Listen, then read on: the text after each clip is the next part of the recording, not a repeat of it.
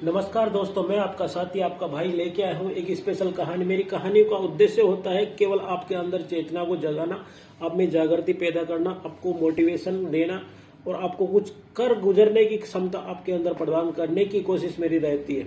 जी हाँ दोस्तों, मेरी कहानी है एक चिड़िया की। एक चिड़िया एक खेत के अंदर रहती थी। उसके 4 बच्चे थे, पेड़ के ऊपर रहते थे। उसने घोंसला बना रखा था और वो वहां पे पेड़ पे रहते थे। एक बार उस खेत का मालिक आया और आके बोला जब कि है ना, कल बच्चों को बोलूंगा कि इस फार्म हाउस के अंदर जितने भी पेड़ पौधे हैं सबको साफ करा दे, क्योंकि मुझे यहाँ खेती बाड़ी करनी है। ये बात जब शाम को चिड़िया दाना चुग के घर पे आई, तब बच्चों ने उसका आते ही अपनी माँ को ये शब्द बोले कि कल किसान आया था सुबह और ये बोल रहा था कि इस पेड़ पौधों को हटाऊंगा, बच्चों को बोलूंगा और यहाँ पे है ना फार्म हाउस के अंदर मैं कुछ खेती बाड़ी करूंगा। तब उसकी माँ ने बच्चों को बोला कि आप टेंशन मत लो, कोई कुछ नहीं आएगा, न उसके बच्चे आएंगे न वो आएगा, टेंशन मत लो, आप आराम से रहो, बैठे रहो घोंसले के अंदर। ऐसा ही हुआ। 10 दिन बीत गए, कोई नहीं आया। 10 दिन बाद में फिर किसान आके देखा खेत में, तो देखा कि बच्चों ने आलस कर लिया, कोई नहीं आया खेत इसको काटने के लिए पेड़ पौधों को। तब किसान ने बोला कि कल एक काम करता हूँ, मैं मजदूरों को बोल के ही इसको फार्म हाउस के अंदर जितने भी पेड़ पौधे हैं सबको कटवाने की कोशिश करता हूँ। तो ये शाम को जब चिड़िया वापस आई तो बच्चों ने यही रात वापस विलाप किया उसके पास और बोली कि आज फिर किसान आया था।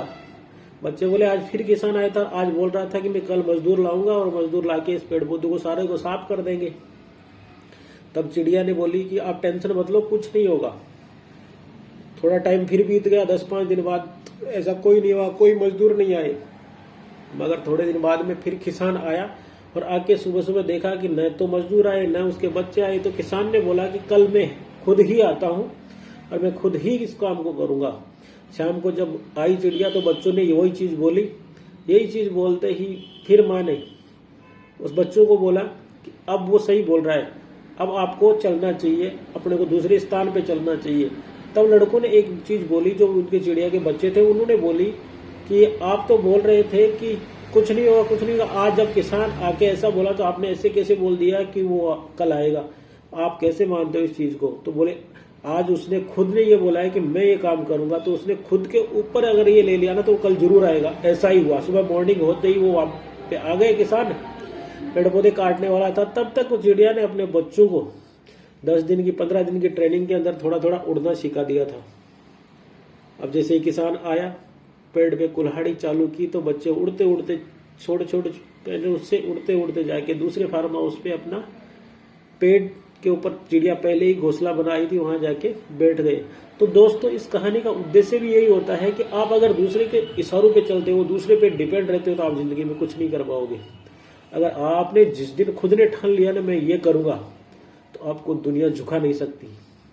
ठीक इसी प्रकार जिस प्रकार से किसान ने अपने बच्चों का सहारा लिया, अपने मजदूरों का सहारा लिया, किसी ने कोई उसको कुछ नहीं किया।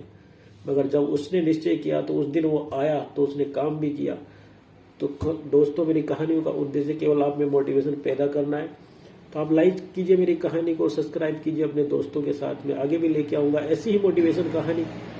तब तक के लिए bye, take care, love you दोस्तों। जय हिंद, जय भारत। मेरा चैनल है S Kumar motivation videos. Please like कीजिए, सब्सक्राइब कीजिए।